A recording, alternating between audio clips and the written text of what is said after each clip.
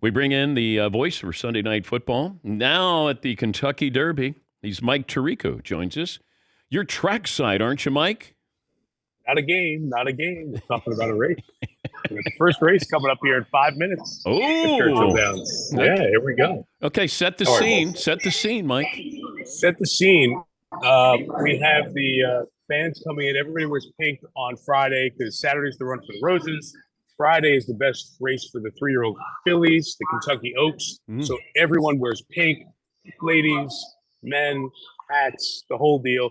This has really become like 3 days there. They made 50 some odd thousand yesterday, well over 100,000 today, 150,000 tomorrow. So this has become a bigger and bigger deal, like everything else in America and life.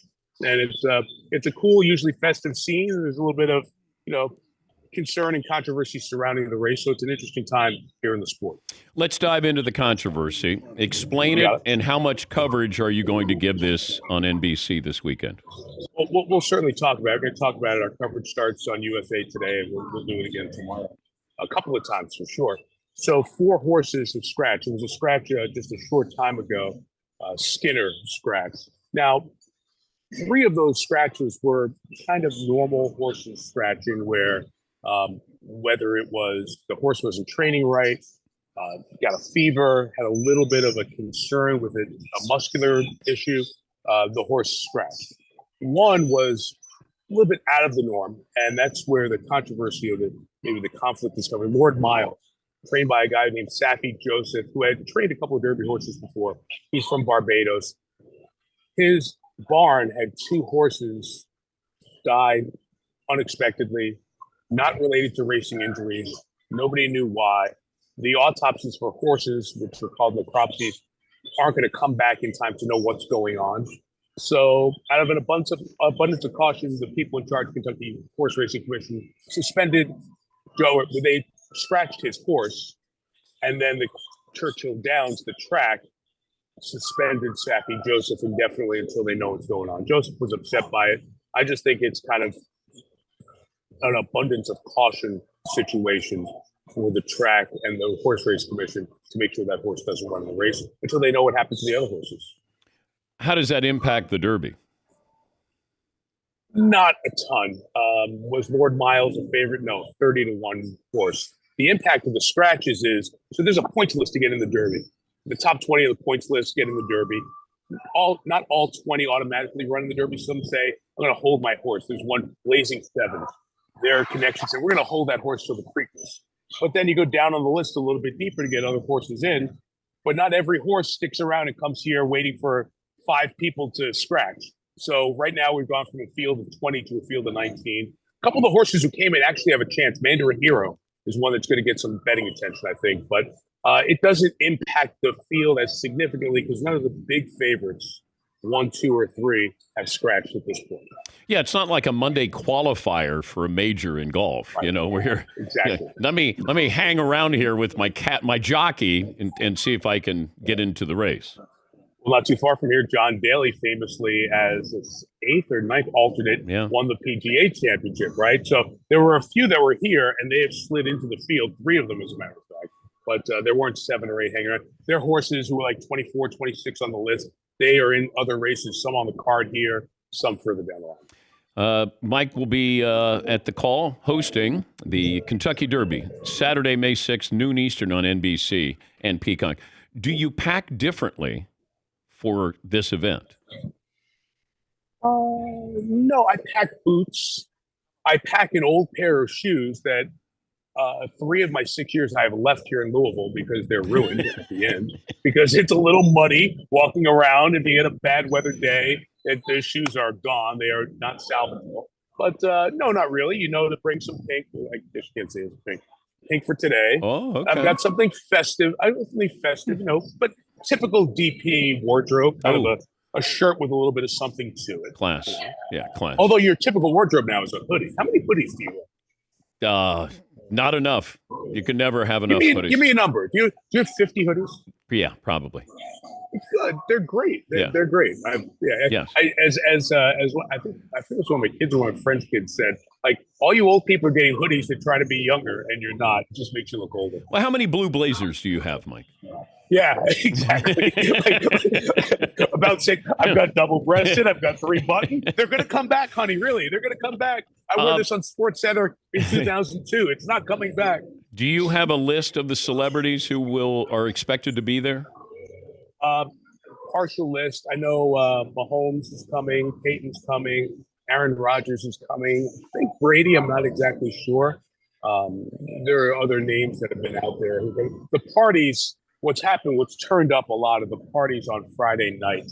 So you'll have, bands, all that stuff, 3 or 4 different parties in town. I never get to see because we've had a 7-hour show on Saturday, but I hear it's a great time. My wife came last year and confirmed that it's a great event to go to. It's really enjoyable. I'm like, that's great. We're writing the 400s on the show to talk about this horse and his human connection. So it's all good. I really do want to come once as a fan. Have you been as a fan? Yes, one time. It's great, isn't it? Yeah, I went to the Belmont a few times, went to the Preakness a few times as well. Well, the coolest part is it's a slice of Americana. You can't really see. Maybe I can do some cheap camera work here. Right. So I guess we're going the wrong way. No, yeah, this way. Yeah. So over there, yeah, that's good. You can see the Twin Spires. Maybe that's where the beautiful people sit. This is Millionaires Row. Yeah. Over here. Yeah. And then over here to the other side, you've got the infield where people get it for like $20 or $30, and they hang and they don't see much of the race except on a big screen. So you've got the whole span right here, and they're all betting the races and having a good day. Most of them don't come to any other races during the year. And that's what's made this thing a bucket list event for a lot of folks. Can you just walk up and buy a ticket? I don't think for the Derby, but today for the Oaks. Oh, okay. Even though they're 100,000, I think you can buy general admission. I don't think you can buy this. They built a brand new grandstand over here to my left that seats 7,000, right by turn 1. So it's a really neat place. It really is. And this is as big an industry as this state has, bourbon and horses, whether it's the racing, the breeding, all of that. This is the epicenter of it. And for Louisvillians and for Kentuckians, this is their pride and joy. They roll out the red carpet for us. How long would it take you to run around the track? Well, it's a mile. So could you run it? Could you run the mile? I can run a mile. I don't think I can run it in 4 minutes. I think it might take me a little bit longer than that. Like right now, if I just said, would you run the track? And then I'll just put you on hold. Oh, right now? Well, there are horses on the track right now. And? There's a race going on. Mike. I think I'd be behind them a little bit, Dan. Let me see. In race 1, hang on a second. Let me look at the board. They ran the first half mile in 48 and a half seconds. Okay.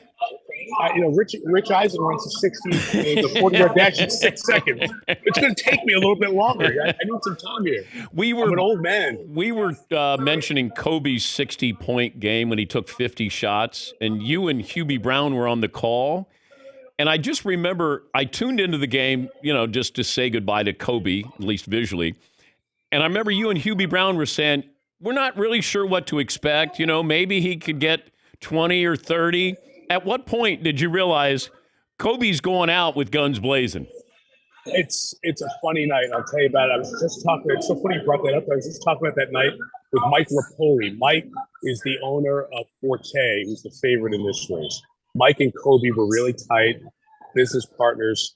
And we were talking about that night because the Lakers played, I think, in Utah the night before, or not Utah, somewhere else. They played the night before. And Kobe was trying to play as many games as possible. And we had the pregame meeting, and usually it's the coach, but Kobe came in the room. It was me, Hubie, Lisa Salters, Ed Fibishoff, our producer. And Kobe was like, I don't know, maybe I have 10 minutes a half. I'm gassed, I'm exhausted. I got nothing. And then he started scoring, and he started scoring. And there's a point during the game where there are free throws on one end. It's the third quarter. Kobe's on the other end. He's tugging on his shorts. And Kobe used to bite his bottom lip when he was fighting through pain, kind of like this, right? And he's kind of doing that. He looks over at us. And he just starts to crack a smile. And he just kept going. And Hubie had a dream the night before that Kobe was going to score 50. And he said, I honest to God, I'm going to tell you, I just had a dream that Kobe's going to have a big night. And that's one of the favorite nights I've ever been on TV. That was just a night to remember. And then after Kobe passed, ESPN played the game. He passed on a weekend, and they played the game on a Monday night. And I sat and watched it. I was on with Van Pelt afterwards on SportsCenter. And I watched the game with chills and just cried. That was such a memorable night. And we did it as a bouquet to Kobe's entire career as the whole night went on. And Ed Fiebenshoff used a hell of a broadcast. I'm glad it stood the test of time because it was reminiscent of Kobe's greatness and all of his great moments. And he gave us one last one there as well. Do you save your boards on every game that you do? Do you have your boards that you do to prepare for a game? Oh, okay. I do. I've got everything in a box. I keep meaning to go through them, and I'm going to that one. I absolutely have. I have the credential from that game and a picture of me, Hubie, Lisa, Kobe, and Eddie Fiebenshoff that I've saved. At some point, I want to pull out the special ones. I forget. I was watching somebody. I don't know if it was Nance. It was somebody, and they said that they keep all the. Yeah, it was Jim. Talking about the Final Four, and he said that he keeps all of the charts that he has had for all the games. So I looked at my wife, and I'm like, you see, it's not just me. I've also got a box of stuff that I don't look at, but I hold on to those and make notes on them. And Mike, at some point look at this building I have. This is everything I've saved. I have press credentials from 1984 at the Boston Garden. The 1983 NFL draft. Like, I don't know what I would do if I didn't have a man cave to put all this stuff in. That's what I need to do. Maybe I need to buy a building like you. Maybe I can just borrow. Is there an extra floor that I can sublet from you? You can store stuff here if you'd like to. If you give it to me to display. I mean, Carson Palmer gave me his Heisman for a year to display. That's so cool. I don't have anything that good to give you to display, but I do like the Bob. There's that Bob Knight in front of you, right? No. What's that Knight? That is Lou Holtz. Oh, that's Holtz. Oh my God. At Arkansas. All these years, I thought that was Knight. No, everybody thinks it's Bob Knight because he's dressed in red, and Lou. Yeah, the Colorado. That's from Arkansas. That's fabulous. Yeah, it's too good. Yeah. I have my little figurine in front of me here. Have fun this weekend. Thank you. Great to talk to you. I Bud. will. All right. I'm glad you're well. See Thank you. you, Mike Tirico. Sunday Night Football play-by-play, and he'll be there at the Derby. And Saturday, their coverage starts at noon Eastern on NBC and Peacock.